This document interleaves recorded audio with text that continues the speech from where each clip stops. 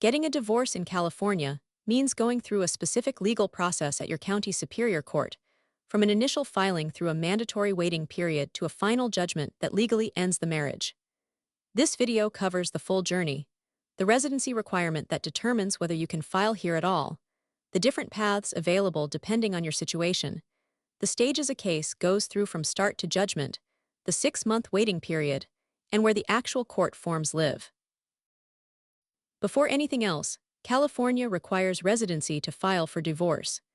At least one spouse has to have lived in California for the 6 months right before filing, and in the specific county where the case is filed for the 3 months right before that. California's legal term for divorce is dissolution of marriage, and both words describe the same court process. This residency requirement applies specifically to dissolution. It does not apply to legal separation, which is one of the alternative paths covered next. There is more than one type of case available depending on the situation. The most common is a standard dissolution, which is what most people mean by divorce. One spouse, or as of January 1, 2026, both spouses together, ask the court to legally end the marriage and resolve property support, and if there are children, custody. A second option is summary dissolution, a simplified version of the same process available only to couples who meet a specific set of conditions.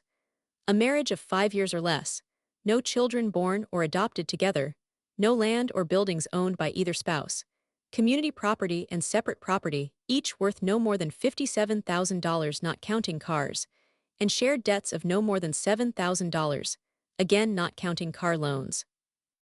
These limits are adjusted from time to time, and the current numbers are always listed in the court's summary dissolution booklet, Form FL 810.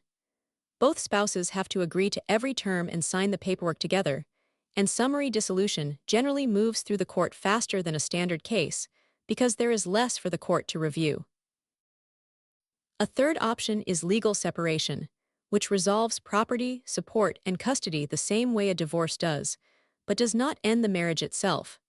The spouses remain legally married afterward, even though everything else about their finances, and if applicable, custody arrangement is settled by the court. Legal separation does not carry California's residency requirement, so it is available immediately after moving to California, and some people use it as a starting point before later converting the case to a full dissolution once residency is met. Because summary dissolution requires both spouses to agree and sign the paperwork together from the start, it does not involve the formal service process a standard dissolution requires between a petitioner and a respondent. Both spouses are joint parties to the case from the moment it is filed, similar in that respect to the newer joint petition process for standard dissolution. Summary dissolution uses its own specific set of forms, separate from the standard petition, since it is a materially different type of case, even though the 6-month waiting period and residency requirement described earlier still apply. For a standard dissolution, the case begins with the petitioner filing Form FL 100, the petition, along with Form FL 110, the summons, and if the couple has children together, Form FL 105, the UCCJA declaration, which tells the court where the children have lived over the past 5 years. The other spouse, the respondent, is then formally served with these papers and generally has 30 days to file a response, Form FL 120.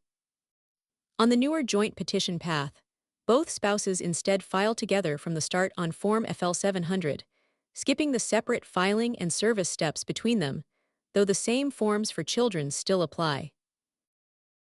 After the case is open, both spouses exchange financial information through a disclosure process.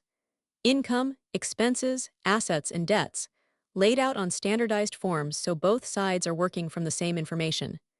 This exchange happens through California's mandatory preliminary and final declaration of disclosure process, and both spouses generally have to complete it, even in a fully agreed case, before the case can conclude. If the spouses agree on every remaining issue, they can put that agreement in writing and submit it to the court. If they do not agree on everything, the unresolved issues move toward hearings where a judge decides them. If the respondent is served but never files a response within the deadline, the petitioner can generally ask the court to enter what is called a default. A default allows the case to move toward judgment based primarily on what the petitioner has requested, since the respondent did not formally participate, though the court still reviews the request before entering judgment. This is a distinct track from a case where both sides actively participate and either agree or contest specific issues. When a case involves children, the court also addresses custody, meaning legal and physical custody arrangements, and child support, which in California is calculated primarily through a statewide guideline formula that weighs each parent's income and the amount of time each parent spends with the children, among other factors. Spousal support, when requested, is decided differently, with a judge weighing a broader set of factors set out in California law rather than a single formula. Filing the initial petition opens a case.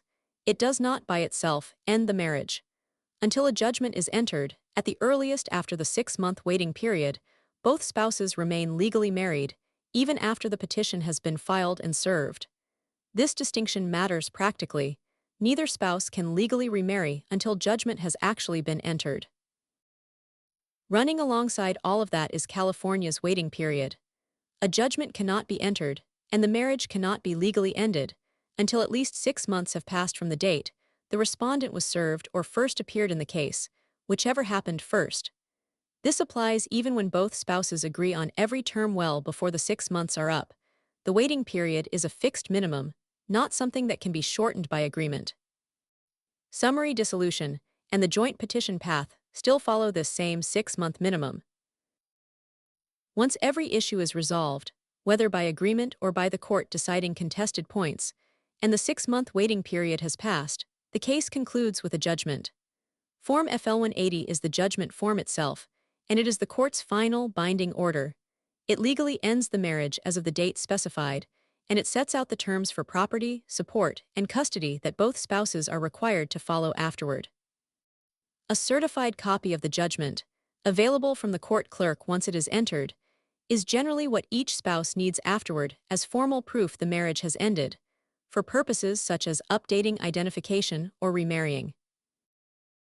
Every form mentioned in this video, along with instructions for using it, lives on the California Court's self-help website at courts.ca.gov and in Spanish at sucourt.ca.gov. Beyond those statewide forms, individual counties sometimes require their own local forms as part of a divorce filing, listed on that specific county superior court's own website. Every county superior court also keeps its own self-help center, staffed by court employees who can point you to the correct forms and explain the local filing process, though they cannot tell you what to put in your own paperwork. The court clerk's office, separate from the self-help center in some counties and combined with it in others, is where completed forms are physically filed and where a case's official record is kept. That combination, the statewide forms, any local forms, and the local self-help center, is the same foundation every path in this video runs on, whether the case is a standard dissolution, a summary dissolution, or a legal separation. Virdix asks about your marriage, your children, and your county in plain language, and fills out the real forms for whichever path fits your situation, from the opening petition through to what the court needs for a final judgment, laying out the whole process so you can see each step ahead of time.